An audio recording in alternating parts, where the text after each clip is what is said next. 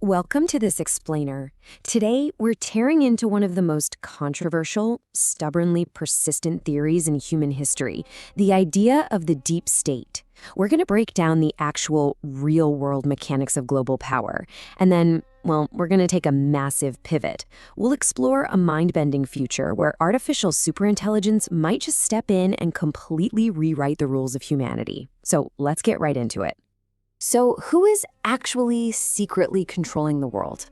You know, it's literally the ultimate question, and every single generation ends up asking it. Whenever we're faced with the sudden collapse of an empire, these massive overnight shifts in global wealth, or the devastating outbreak of a war, we just feel so powerless. We look at the chaos, we start seeing patterns, and we absolutely demand to know who is pulling the strings behind the curtain. And because of that, over the centuries, humanity has basically built up this rotating cast of villains. Depending on the specific era, or honestly, just your political leanings, the finger gets pointed at the Illuminati, the billionaires, the military-industrial complex, the globalists, or the nationalists. We are just desperately searching for hidden masterminds to blame. We really, really want a clear enemy. But why do we actually do this? Well, it turns out our brains just absolutely despise randomness.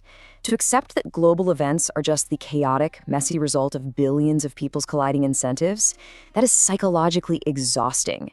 So our built-in pattern recognition goes into overdrive.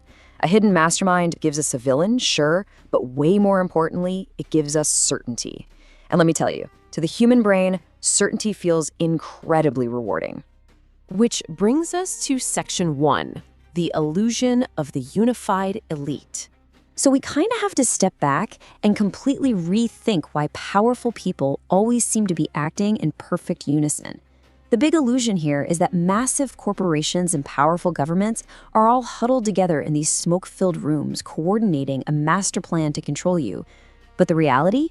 We're actually looking at a pseudo-cooperative movement, and it's born entirely from converging incentives. They aren't coordinating because they're part of some secret society.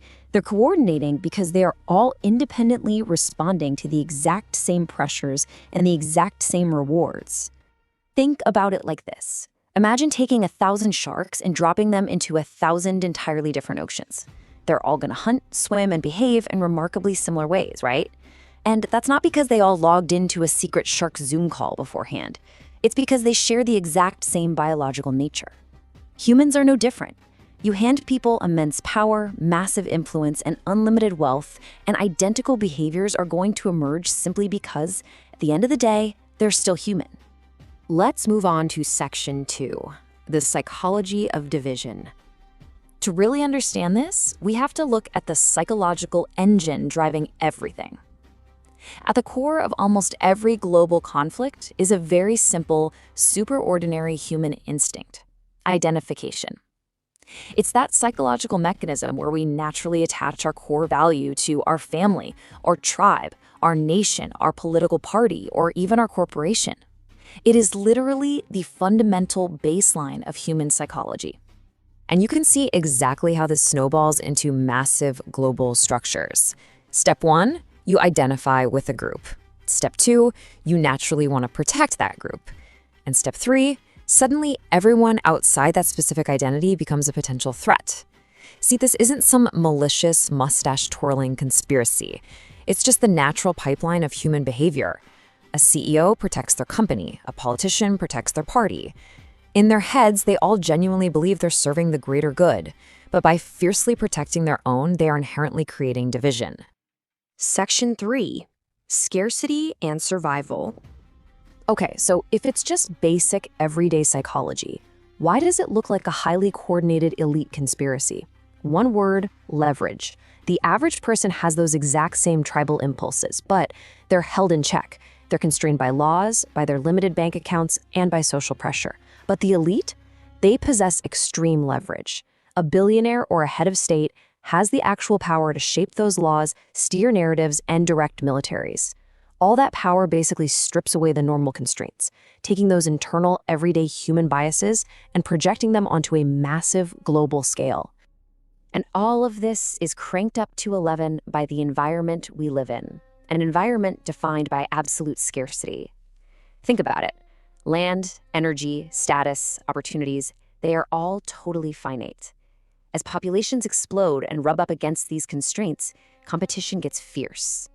So what we mistakenly perceive as this grand elite ruling class conspiracy is in reality just highly adaptive territorial behavior. When resources are scarce, humans will fiercely defend their markets and their ideologies exactly like wild animals defending their territory. And honestly, this is exactly why history shows us this endless, looping rotation of elites.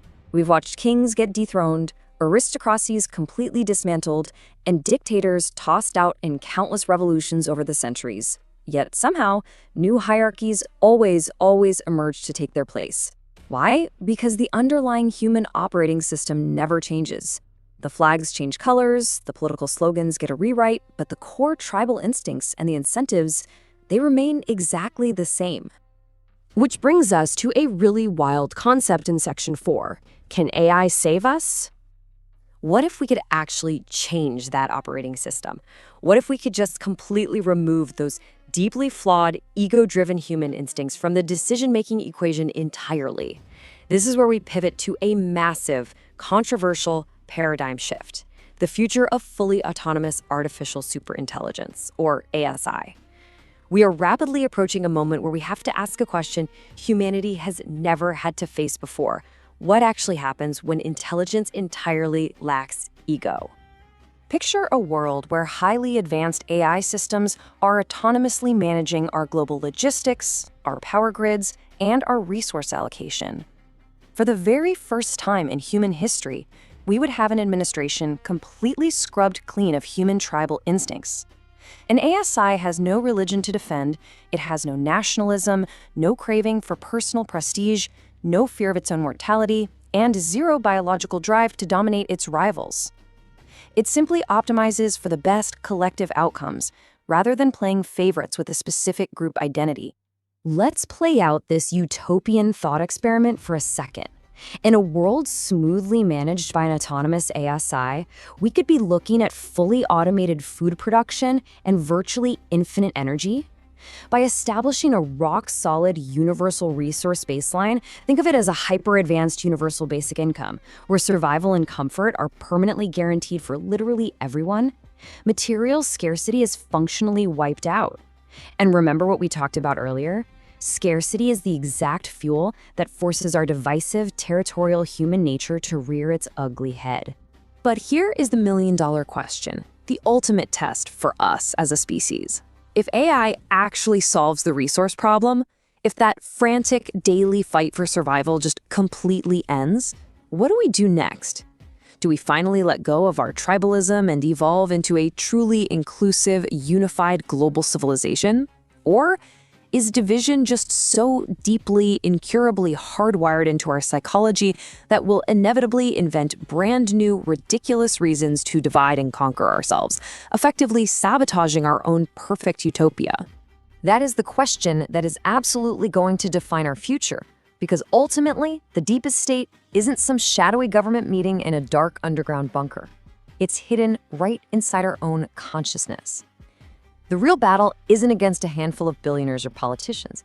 It's against our own biological instinct to mistake our tiny, personal tribe for the entire reality of the world.